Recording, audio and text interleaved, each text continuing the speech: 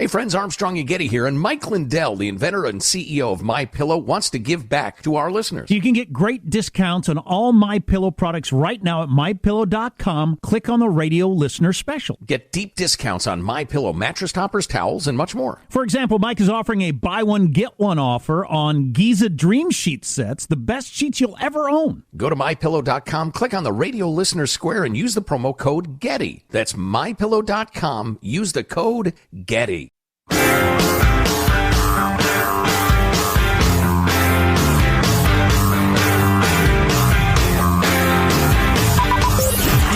From the Abraham Lincoln Radio Studio at the George Washington Broadcast Center, Jack Armstrong. I can change a diaper with one hand. That's the fact, Jack. And Joe Getty. Joey, baby. I love entertaining people. Armstrong and Getty. But I know this. They're loco. So the hustle.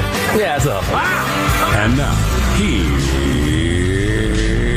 Armstrong and Getty.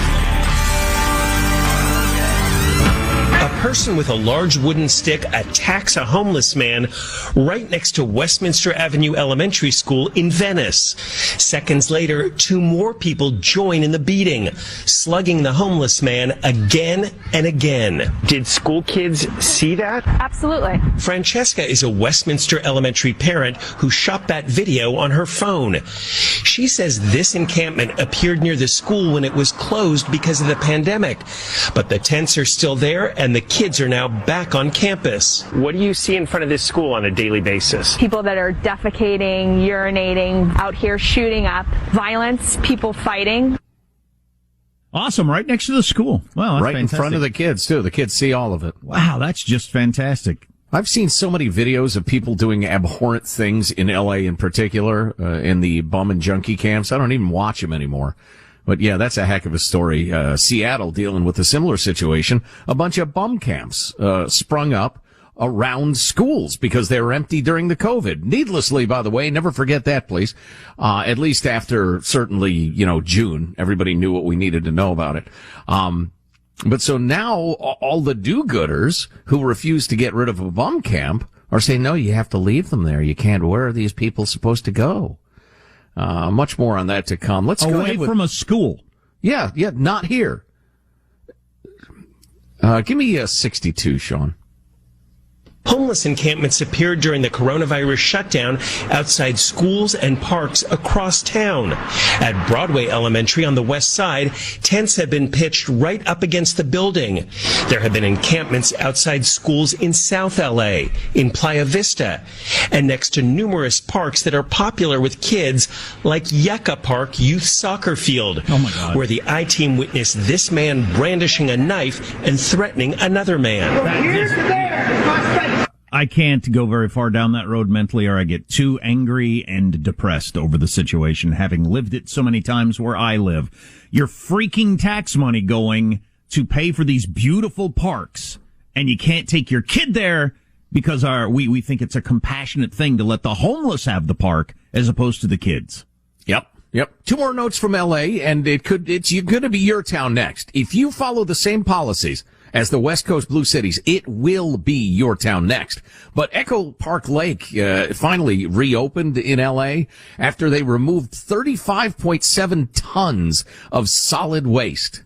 Took $600,000 worth of cleaning, clearing, and repairs, including replacing playground surfacing, upgrading restrooms, better lighting, fixing everything that had been broken, hauling away all the needles and the human excrement. And that's a beautiful park paid for by tax dollars that got ruined. And then this from CBS LA. It's a little written piece from Venice, section LA again. Michael Wood, who's been living in a tent on Venice Beach since October, said he's frustrated that officers with the LAPD were continuing to walk through the encampment and ticket people found inside.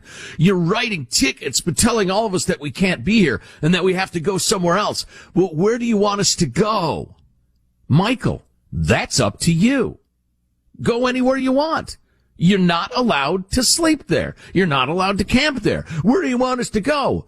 You're a human being. You're a grown man. Figure it out. You certainly pick somewhere. Get a job. You certainly don't get to claim some of the most valuable, beautiful property in the entire world as your own because your life has gone awry for reasons due to you or others, but in most cases it's due to you, as studies have shown most of these people are drug addicts. Now, if this guy is mentally ill and needs help, all right, that's a different situation. But listen to the attitude. Seems like they got a lot of people that are employed to come out here and tackle a problem, ask people if they want housing. But then by the time you get on the list, it's just like a bunch of ongoing circles. Yeah, that free housing is inconvenient as hell. Says Peggy Lee Kennedy, a member of the Venice Justice Committee. Oh, I'm sure I'd have plenty to discuss with these folks. You cannot just remove people from an area because somebody says it doesn't look good. You can't? Sure you can. Of course you can. As I said in a city council meeting in my burg a couple of years ago, when homelessness was on the rise, at what point do we prioritize taxpayers over the people that are taking? Do we at any point decide that the people paying for all this stuff have a say or not? No. Where do you want me to go? He says. Unbelievable. Well, so you got that homeless situation, which is everything we've talked about, and then just crime on the rise general, violent crime on the rise general across the nation.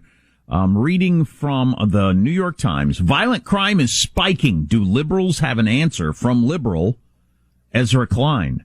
Early estimates find that in 2020, homicides in the United States increased somewhere between 25 and 40%. It's the biggest one-year spike since they started keeping statistics. Violent crime has never gone up this much in a year as long as they've been keeping numbers. That is something. And early estimates indicate that the increase has carried over into 2021 and growing on its amazing 2020 numbers. Violent crime is a crisis on two levels. First and foremost, the victims, of course. You have to throw that out there, obviously. But it is a political crisis. Violent crime will lead to different politics, Ezra Klein says in the New York Times, and says this: do liberals have an answer to violent crime? And if so, what is it?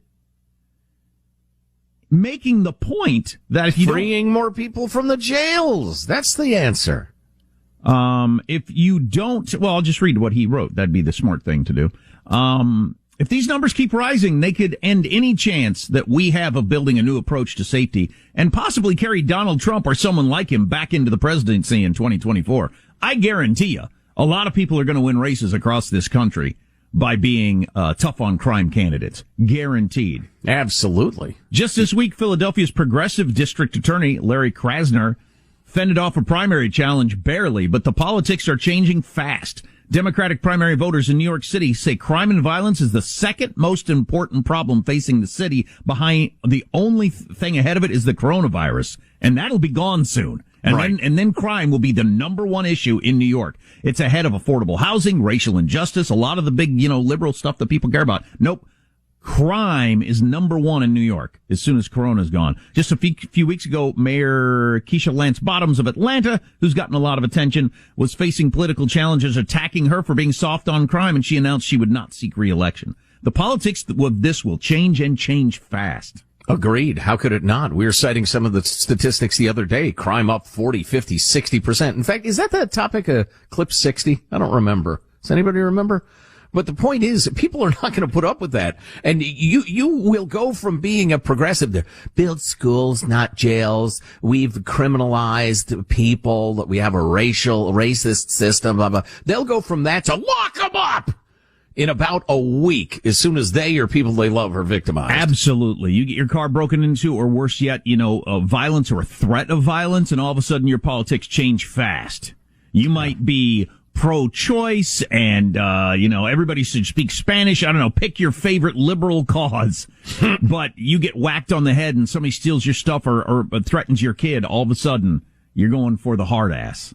Yeah. I have a buddy who is in New York 3 to 4 times per year on business, often for a week at a time. And he said it is stunning how quickly it has become significantly more dangerous to walk the streets in New York. Wow. Which is amazing. And he is a very reasonable person and worldly wise, not prone to, he saw a scary guy and ran back to the hotel. He says the difference is striking. And that's, one example of many. What's the statistic? Portland shootings are up 61%. It was a bloodbath in Chicago over the weekend. And New York. There were, I think, 9 dead and 38 other people shot. So you got 40 to 50 people shot. How do 40 to 50 people get shot in Chicago in a weekend? What's going on? Well, part of what's going on is a lot more of the career criminals who are locked up are back on the street.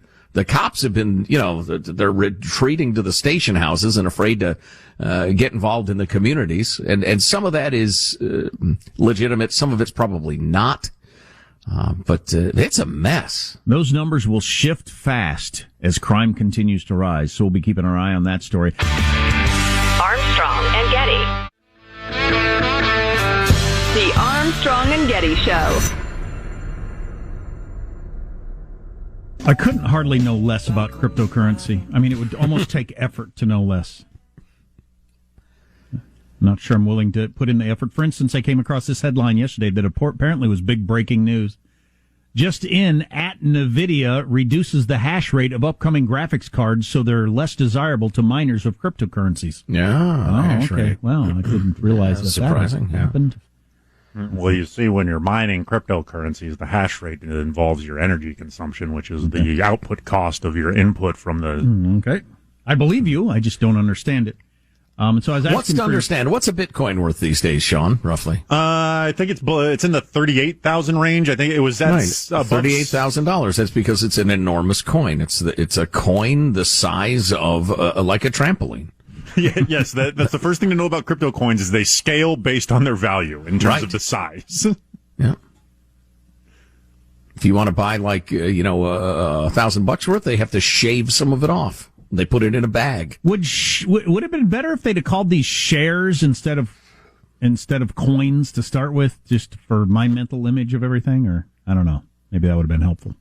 The vision was more of a currency than like a stock thing you hold. So I think they were trying to presumptive close that we are naming it after the thing we want it to be. So I asked for some of your stories on cryptocurrencies. $10 invested in Bitcoin 3 years ago. Now it's $27.50. So, woo! Time to retire. For whatever reason, that one didn't turn out the way they wanted it to. 2.7x. That's not terrible. I took my 1,400 in Biden bucks, turned it into Bitcoin, sold it when it was worth 1,300 Biden bucks. Now that's what you call investing. Buy high, sell low, my friend. Well done. Well played. But then you've got a couple of these that are really interesting. I bought 10,000 Dogecoin when it was at 0.0002 a share. I sold it for $1.5 million, and I've moved out of the San Francisco Bay Area to Pahrump, Nevada, and I live in a trailer. Wow. Bought 10,000, sold it for $1.5 million, and I imagine that's in a fairly short period of time because Dogecoin hasn't been around that long. You can buy Pahrump for that, right? Yeah, well, I know they've been around a lot longer than I'd guessed. Dogecoin has been around since 2013. I had no idea of that. Yeah. Okay. Wow, yeah. I got pulled over speeding on my Harley in Pahrump. I was headed to Vegas, and the guy had just pulled me over to look at my motorcycle. Turned out he didn't give me a ticket. He just wanted to talk about motorcycles. It was like 2:00 in the morning, and wow, he just wanted to talk about Harleys. Really young guy, let me go, which was nice of him because I was driving really fast, but I'm on a highway in Pahrump at 2 a.m. There's not another car. I hadn't seen another car in an hour. He was just bored. It's flat and straight. Come on, who's going to get hurt? A human. Let me engage. I think that is what happened there. Now, this one is really interesting to me.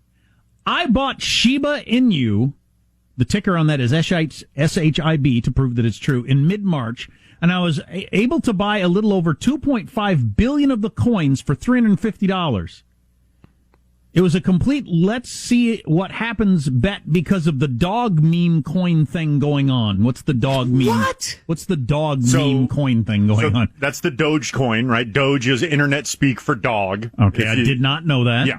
Why on the internet do you have to call a dog a Doge? Because it's cute and funny. All right. And so I had no idea that Dogecoin was dog coin. Yeah. All right. And the mascot for Dogecoin is the breed Shiba Inu.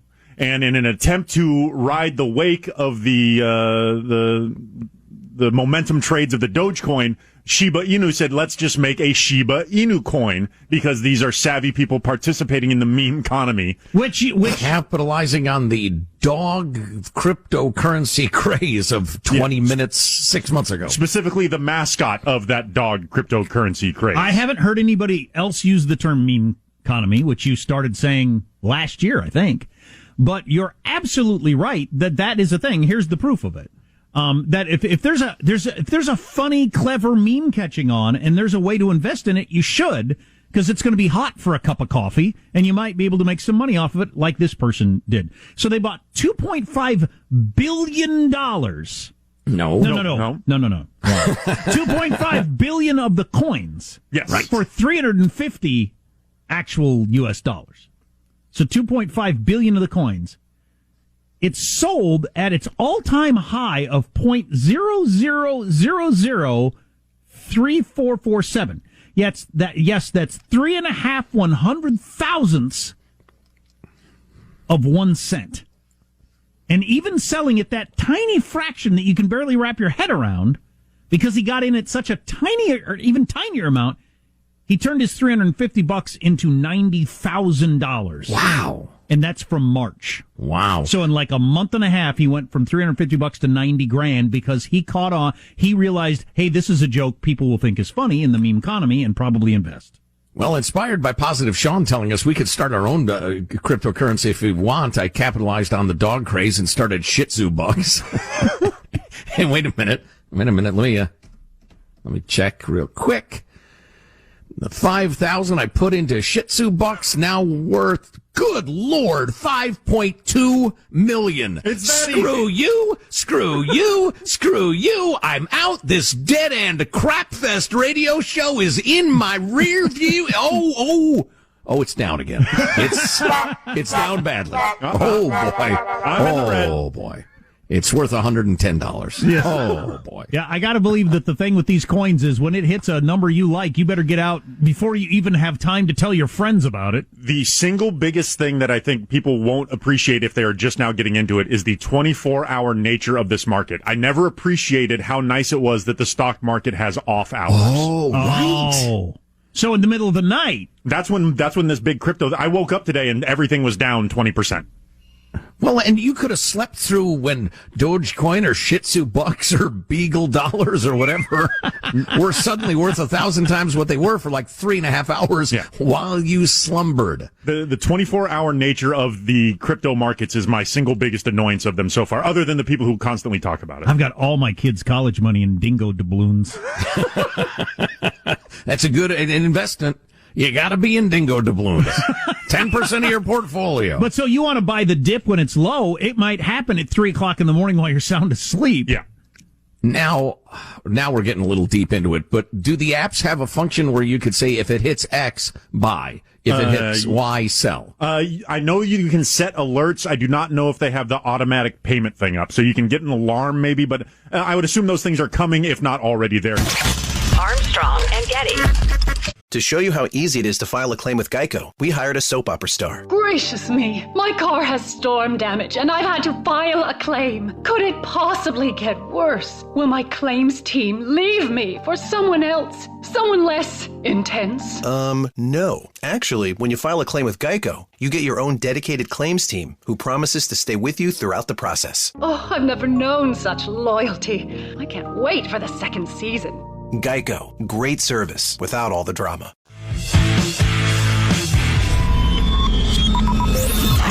From the Abraham Lincoln Radio Studio at the George Washington Broadcast Center, Jack Armstrong and Joe Getty. And now, here's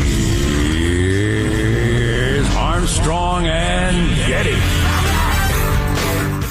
I wonder how many things are going to stick around after the pandemic, which we're practically in the after times of the pandemic.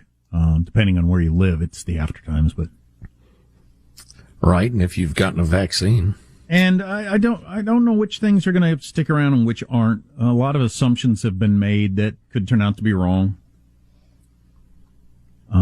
Productivity is up, as it mentions in this USA Today article, but it's taking a toll on people's mental health to a certain extent.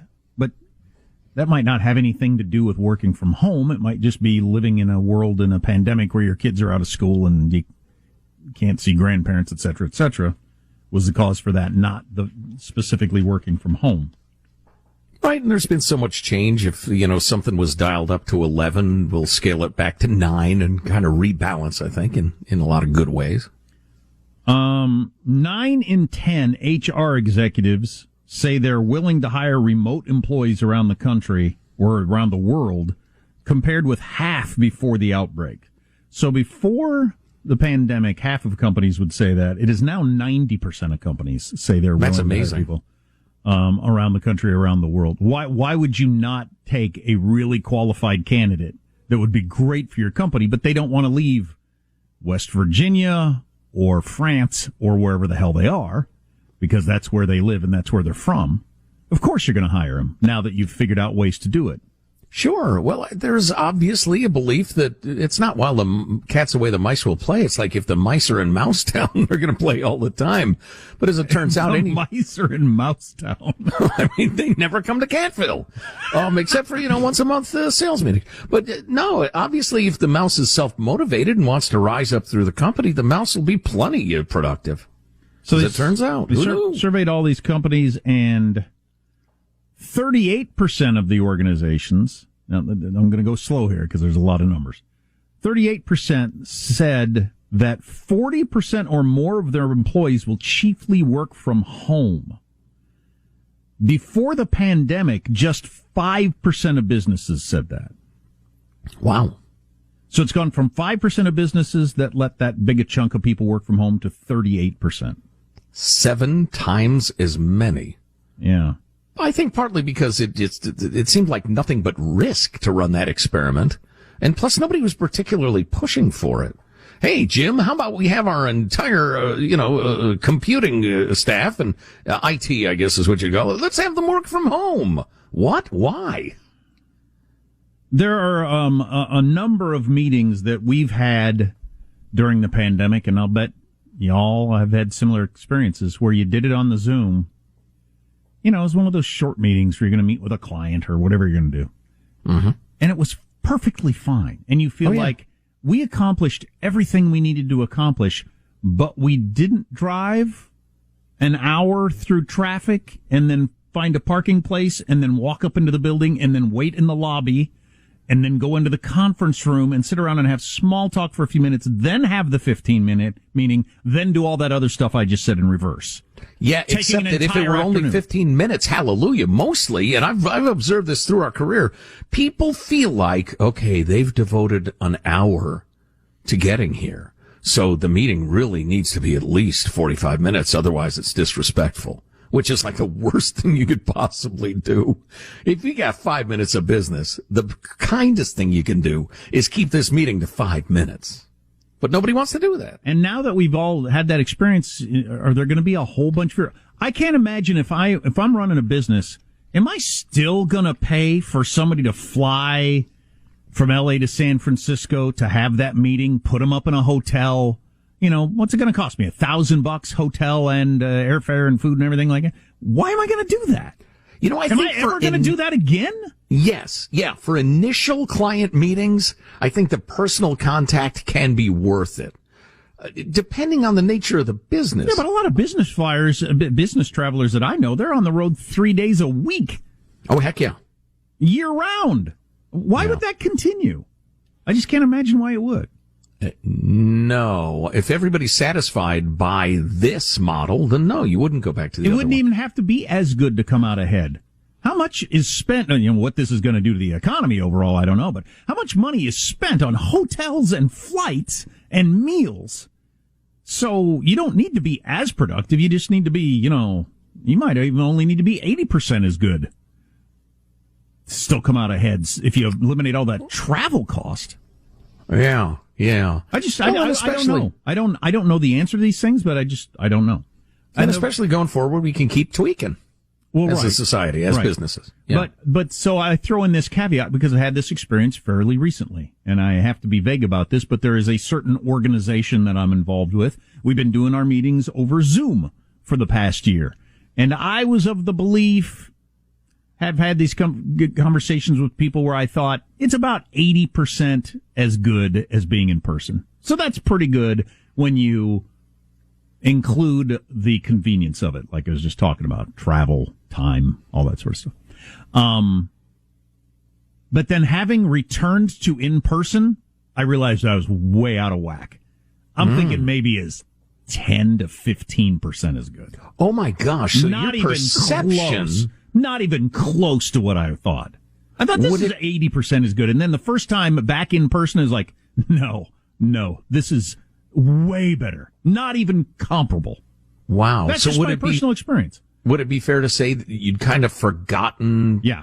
What it's like to be in physical proximity to people. Yep, absolutely. And I'm telling you, there's biochemistry at work there that's incredibly important. Yeah, I mean, I can't nail it down, but like, it's intangibles. It's all kinds of different things. It's the few comments with somebody aside before you walk into the room that don't happen in Zoom. You know how Zoom works. The two loudest freaking nut jobs that get to the Zoom meeting the earliest. Easy now. Dominate the whole dang thing, and nobody else gets to talk to anybody. So if you got 20 people on a Zoom call, 2 people make their asinine jokes while everybody else sits around and listens to them, as opposed to in a real meeting where everybody gets together and you turn to the person you actually like and you talk a little bit until the meeting starts and after the meeting. Right. There can be another meeting. This should be exciting. I mean, even if you only half mean it, that's building a relationship. Yeah. And in the Zoom context, that has to be on the mic to everyone. Another Zoom meeting with a client. The client's looking at you like, what? This should be fun. And I would consider that a tangible thing. I mean, that's something I actually can measure. All the other stuff of just whatever you get from being in a room with a human being versus...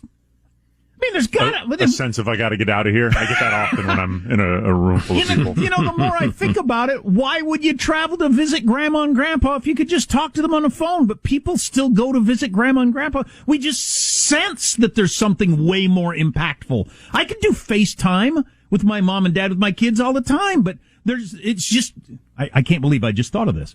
It's just so clearly more impactful for my kids to be there and for us to be together in the same room than to, and it's not even close. Right. You feel silly having to say it. It's so obvious. So if that is completely different and more meaningful and much more of a connection, why wouldn't a business meeting be similar? Because you are describing things that bring you joy. People you care about versus people you hate. Yes. Whoa, again, I ask you, easy now. Easy. Not all meetings, just most. Yeah. Well, hey, look, in most business settings, a lot of business settings, you're looking for value. You think your interaction with the other person will bring you more value than not interacting with them. They think the same thing. As long as everybody gets their value, it's an exchange, and that is fine. But when it comes to connecting with people for reasons of love and friendship and togetherness and the rest of it, no, you can't get that off of Zoom. Yeah, so I guess my ultimate theory would be you can't just say meetings. They vary so much in what they are. Sure. Yeah, absolutely. There are 100 different variations of, what it means for humans to get together. So if you got a sales team and you all know each other for the most part, and you do a meeting every day at 8:05 and you say, how's the southern quadrant? It's up 20%, boss. Yeah. West quadrant, check in. We're down 15%, but we're trying hard. Those kind of meetings, probably you don't need to be in person. No. Ever. If you have this sort of gig where, you got to have each other's backs when the poo hits the fan, well, then, yeah, cops and firefighters and first responders and hospital workers and that sort of thing. Yeah, I would just say that I don't think the story has been written on this yet, that people we know. I think they're going to find out all kinds of stuff about team building. And not to mention, we've talked about this a lot, this was all based on teams that primarily had already been together. You already had the personal relationships, and then you went to Zoom.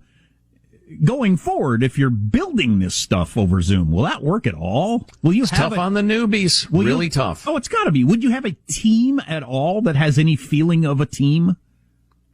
Yeah, my daughter's going through this right now, and it's a struggle. It's a real challenge. Luckily, she'd interned at this place before, so she knew some of the people physically, at least some. Oh, well, if you didn't know them at all, and you would never get those hallway conversations, bathroom conversations, meet for a drink after work,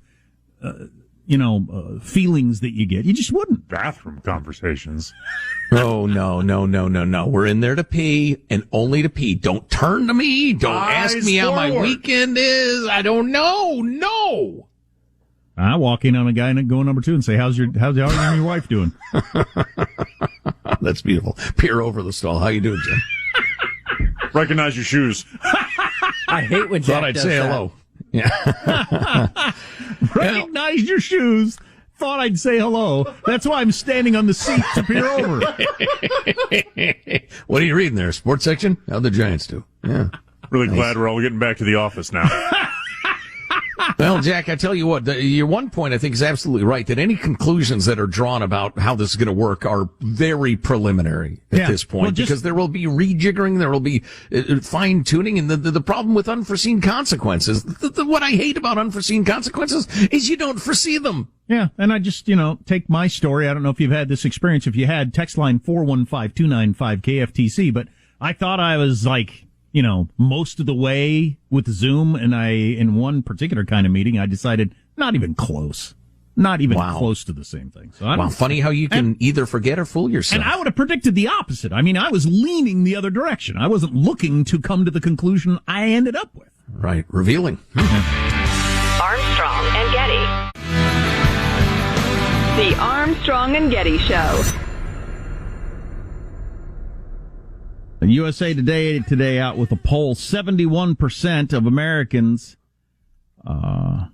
say that we have more in common than is reflected by political leaders or in the media. That's without a doubt true. Of course. The fact that it's only 71 is a little disappointing. Roughly three quarters of people believe that, yet, we don't get the representation of what we actually believe. But 44% said the country's ability to deal with major disagreements over the next decade will worsen. So, 44% people say it's going to get worse. That's up 5% from a year ago. So I think they're probably right. Oh boy. So yesterday, James Carville, Democratic strategist, going way back, and he's old. I mean, he helped Bill Clinton get elected in 92, which is now dang near 30 years ago. Well, it is 30 years ago for the presidential election. Oof. So he's an old man. But he did an interview yesterday with Axios, and had some interesting stuff to say. It's hard to talk to anybody today. I won't do the whole thing in his voice. Oh, come on. He said it's hard to talk to anybody today, and I talk to lots of people in the Democratic Party who don't say this, but they don't want to say it out loud that there's too much wokeism because they'll get clobbered or canceled. So he's saying everybody at the top knows this. They're just keeping their mouths shut.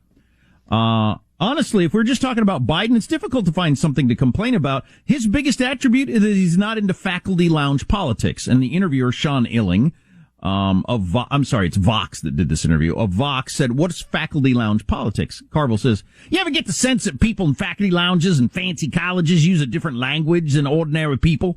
Yeah. They come up with a word like Latinx that no one else uses. Or they use a phrase like communities of color. I don't know anyone who speaks like that. I don't know anyone who lives in a community of color. I know lots of people that are black and white and brown who live in neighborhoods.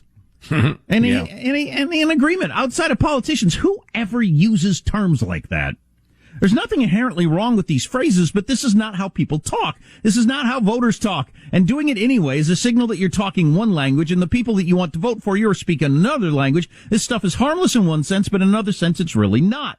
Sean Illing asks, is the problem the language or the fact that there are lots of voters who just don't want to hear about race and racial injustice?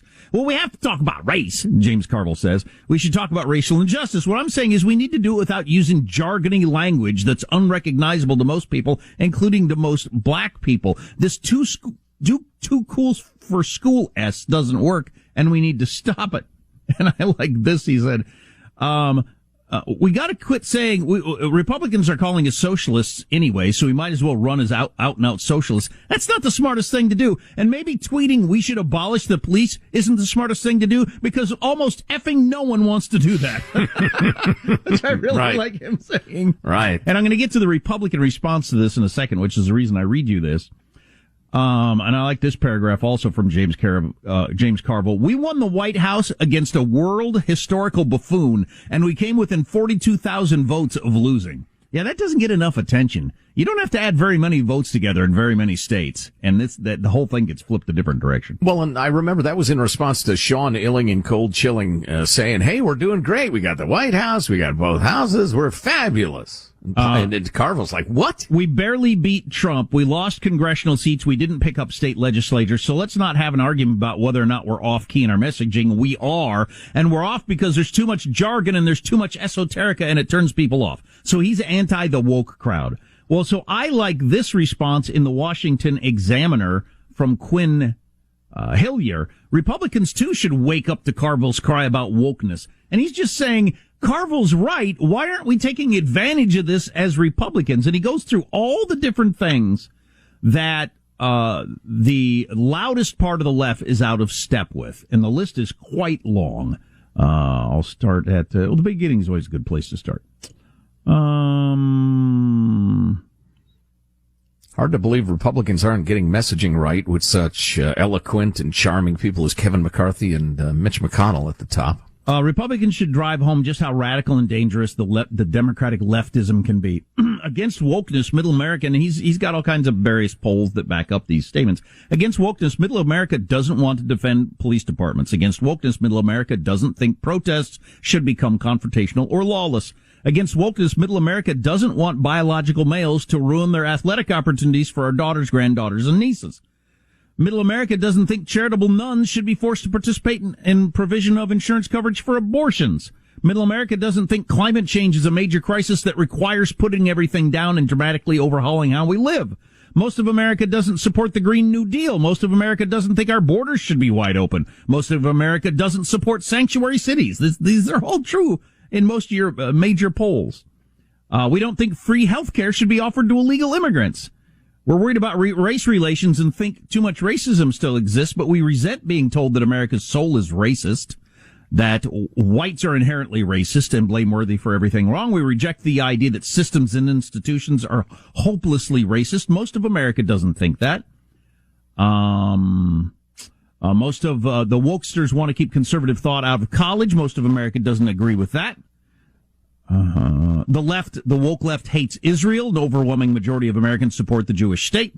The woke left romanticizes Cuba and Che Guevara and Castro. Most Americans disagree. Wokesters want a much smaller military. Most of America does not. And it goes on and on and on. And the Republicans do a horrible job of capitalizing on any of these as issues. And one of this person's beliefs is that there's still too much fighting over weird conspiracy theories in the Republican Party about the election or January 6th or whatever, and not hammering the loud left for things that most of America doesn't agree with at all. Given the fact that we, conservative America, or just moderate America, really are up against virtually the entirety of the media, I mean, that's a huge handicap. But I honestly think the eloquent, really persuasive conservative leaders have yet to emerge, or we need a new set to emerge in a hurry. Yeah, Tim Scott tonight, major audition.